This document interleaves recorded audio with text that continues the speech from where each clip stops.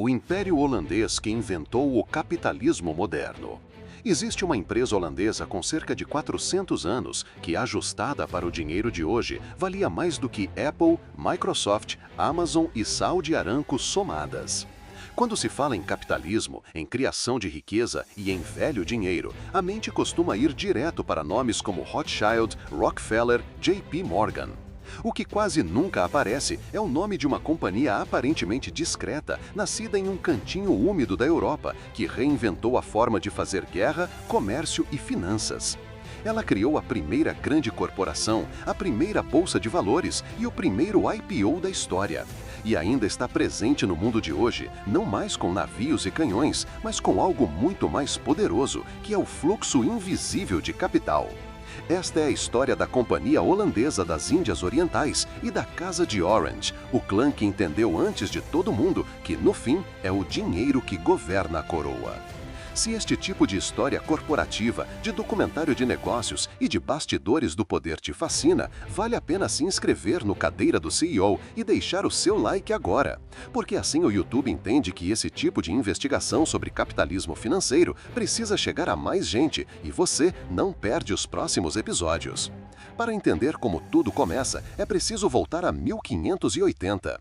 Na Península Ibérica, algo que parece apenas um detalhe dinástico muda o equilíbrio do mundo. A Espanha assume o controle de Portugal em uma união pessoal e, de repente, dois impérios coloniais se fundem sob a mesma coroa.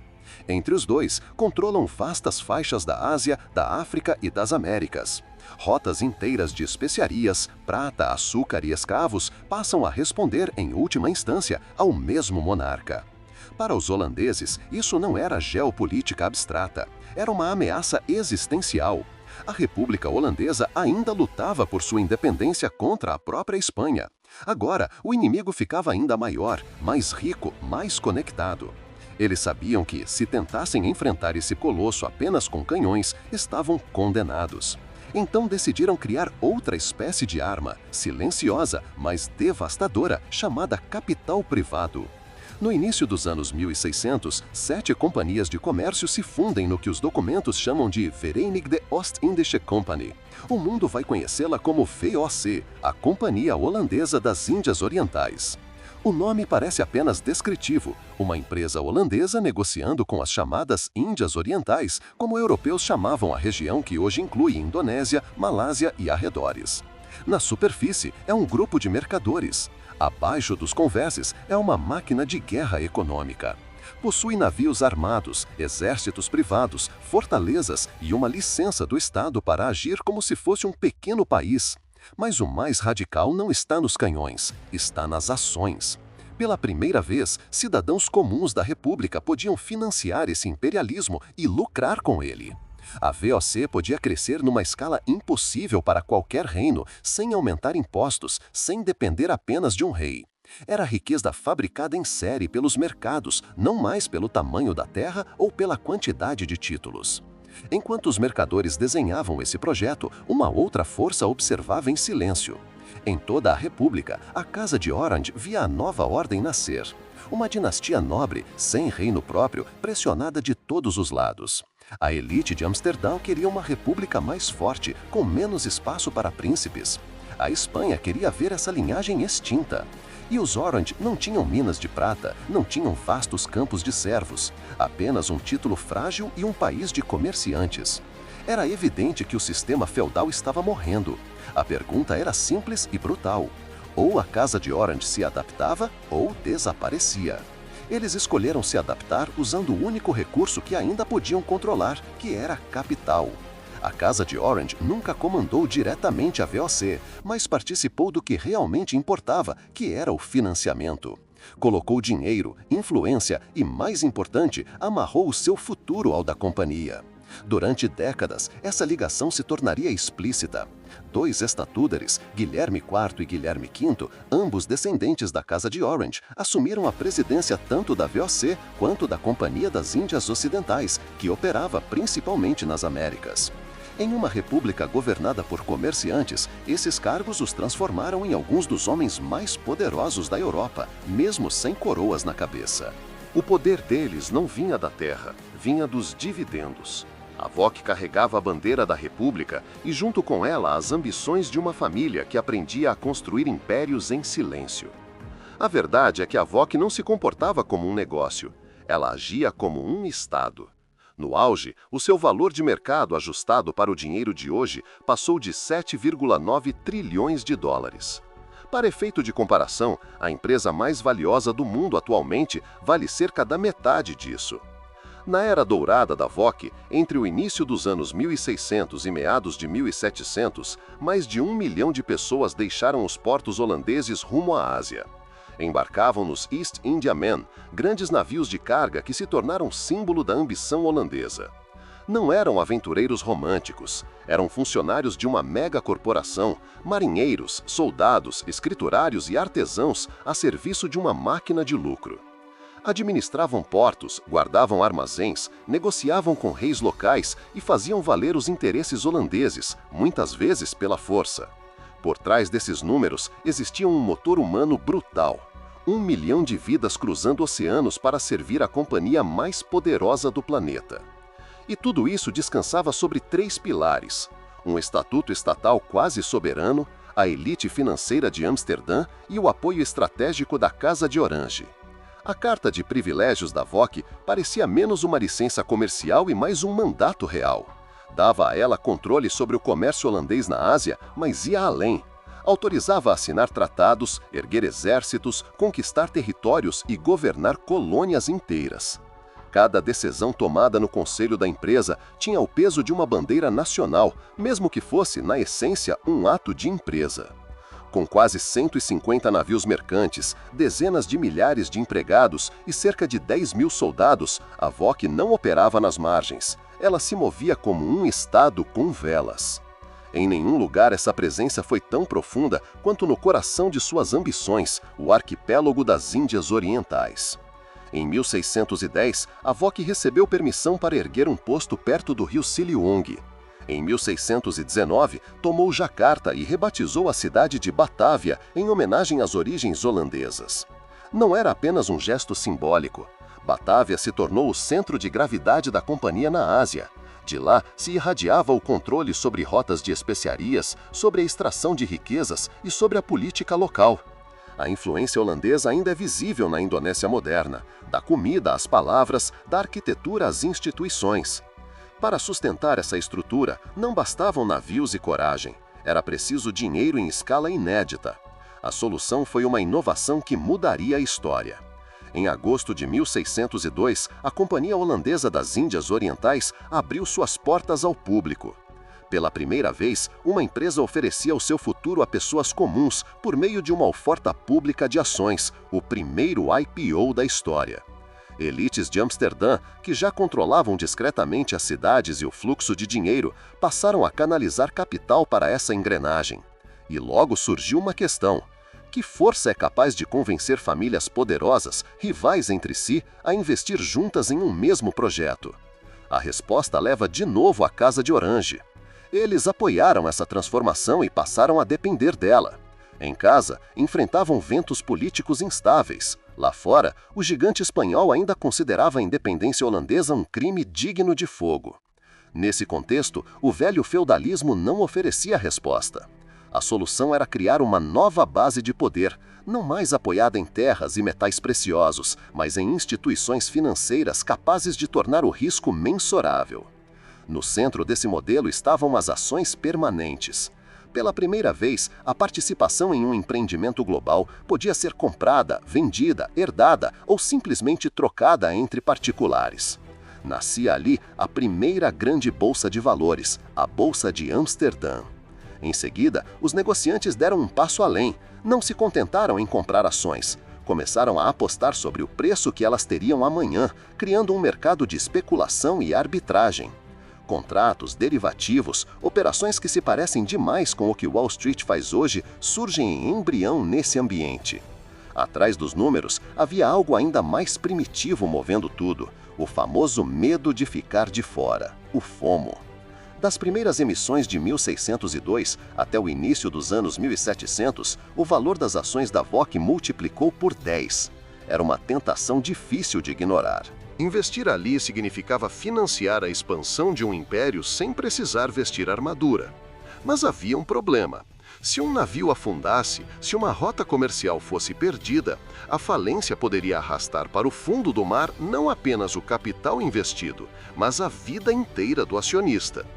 Os holandeses responderam com uma ideia jurídica que ainda protege empresários e investidores até hoje: a responsabilidade limitada. O risco do investidor ficava restrito ao que ele colocava na empresa. A casa, o campo, os bens pessoais permaneciam fora do alcance dos credores. Isso detonou uma nova onda de confiança. As pessoas passaram a participar de empreendimentos muito maiores do que suas fortunas individuais, sabendo que um naufrágio não destruiria a família inteira. A VOC passou a emitir certificados físicos de ações, carimbados, assinados, transferíveis. Pela primeira vez, a propriedade podia circular de cidade em cidade sem pedir bênção a um rei ou a um patriarca. Essa influência holandesa, baseada em história econômica e inovação financeira, não parou nas fronteiras da República. Ela atravessou o Canal da Mancha, desembarcou na Inglaterra e, mais tarde, nas Américas. Um personagem em especial leva essa semente adiante: Guilherme de Orange. Nascido príncipe de Orange, ele cresceu dentro da lógica da República Holandesa, cercado de comerciantes e da mentalidade que via o mercado como um instrumento de poder e não como distração. Em 1688, a Inglaterra mergulhava em crise. O rei Jaime II perdia a confiança do parlamento e de grande parte da população. A elite inglesa, desesperada, procurava um governante protestante com algum direito ao trono. Encontrou em Maria, filha de Jaime, casada com Guilherme de Orange, a ponte perfeita. Guilherme atende ao chamado, cruza o mar com tropas e com uma visão moldada pelos bancos e pelas companhias da sua terra. O que a história batiza de Revolução Gloriosa não foi apenas uma troca de coroas, foi uma revolução financeira. Sob o reinado de Guilherme e Maria, a Inglaterra cria o Banco da Inglaterra, desenvolve a ideia de crédito público, emite títulos de dívida para financiar guerras através dos mercados. São inovações holandesas traduzidas para o contexto britânico. Ao mesmo tempo, navios holandeses cruzavam o Atlântico. Em 1609, uma embarcação ligada à VOC chega ao porto que hoje chamamos de Nova York.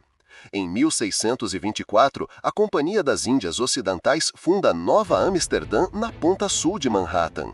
À primeira vista, é só um entreposto comercial. Olhando de perto, é o embrião de um centro financeiro. Ruas planejadas, contratos respeitados, crédito circulando. Amsterdã está ensinando o novo mundo a usar o dinheiro como infraestrutura de poder. Quando os britânicos tomam a cidade em 1664 e a rebatizam como Nova York, não apagam esse legado. Aproveitam grande parte da estrutura jurídica, dos costumes comerciais e dos hábitos financeiros holandeses, porque funcionavam. Enquanto isso, na Europa, Amsterdã e Londres se aproximam. A primeira com seu sistema bancário robusto e o foco em depósitos e compensações. A segunda com o apetite por mercados ágeis e especulativos. No século XVIII, a elite financeira das duas cidades passa a atuar em sintonia. O dinheiro de Amsterdã encontra os títulos e as operações de Londres. Essa mistura atravessa também o Atlântico e desembarca em Nova York, que herda fragmentos dos dois modelos. Ao longo de décadas, essa herança combinada ajuda a transformar um porto em um motor financeiro global. Seria tentador encerrar a história aqui, como uma celebração brilhante da engenhosidade holandesa. Mas isso seria falso. As inovações da Companhia Holandesa das Índias Orientais têm um custo humano terrível. Sua expansão pela Ásia foi acompanhada por massacres, trabalho forçado e destruição de comunidades inteiras.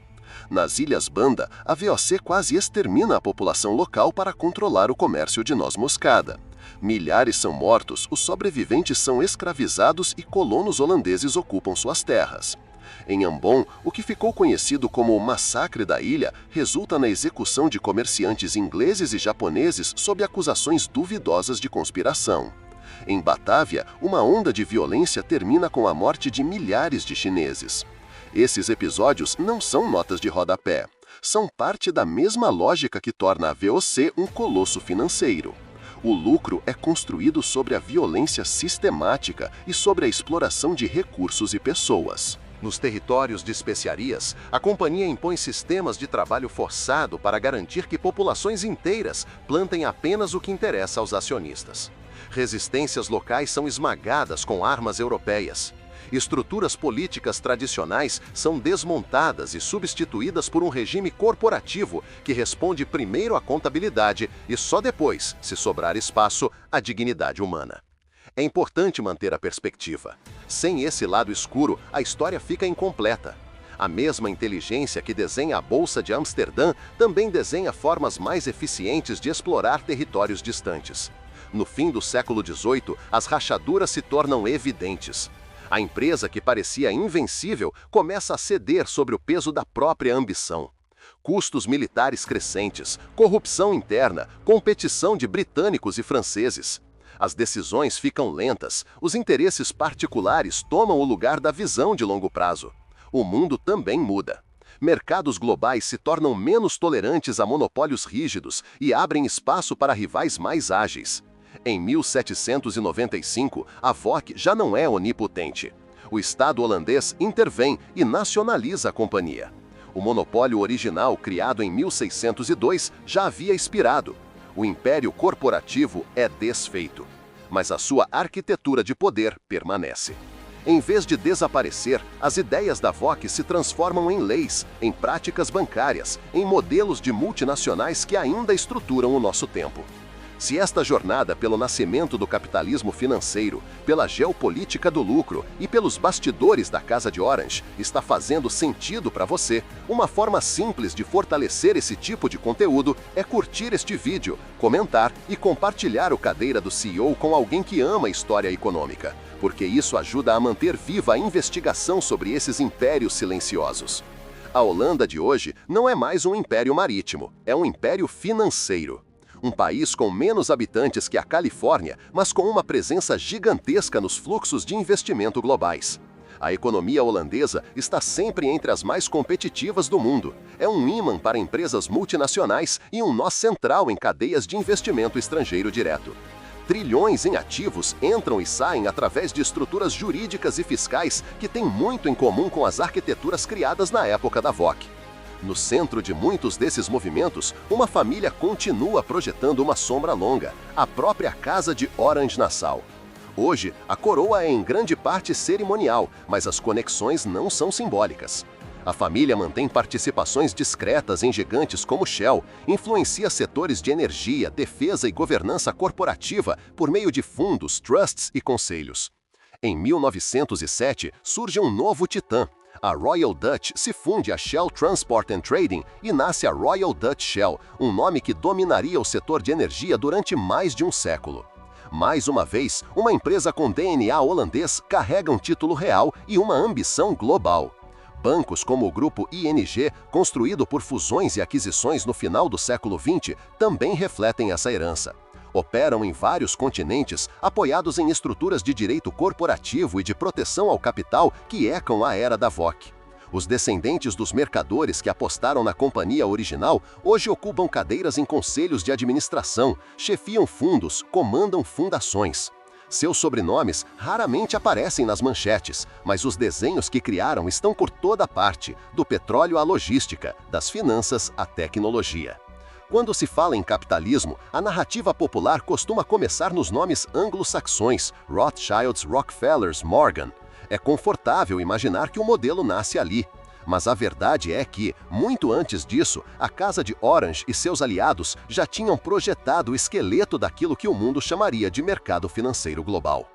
Eles uniram guerra, comércio e crédito em uma única máquina. Transformaram a corporação em ferramenta de Estado e o Estado em guardião dos interesses corporativos. Substituíram parte do poder da coroa pela força do contrato. A Holanda pode não comandar mais frotas imensas, mas o capital holandês cruza fronteiras com uma influência que nenhum navio isolado conseguiria alcançar. No fim, a trajetória da VOC e da Casa de Orange deixa uma pergunta que continua em aberto. Se hoje os mercados assumiram o lugar que antes era ocupado por reis e imperadores, se são eles que definem a sobrevivência de países, empresas e indivíduos, então quem é que governa os mercados? Quem segura a coroa quando a coroa é invisível? Isso ajuda a manter a conversa viva. E se este tipo de documentário de negócios te faz pensar diferente sobre o mundo, então se inscreva no Cadeira do CEO, ative o sininho e ajude o canal a chegar aos 100 mil inscritos, porque ainda há muitos impérios silenciosos para investigar.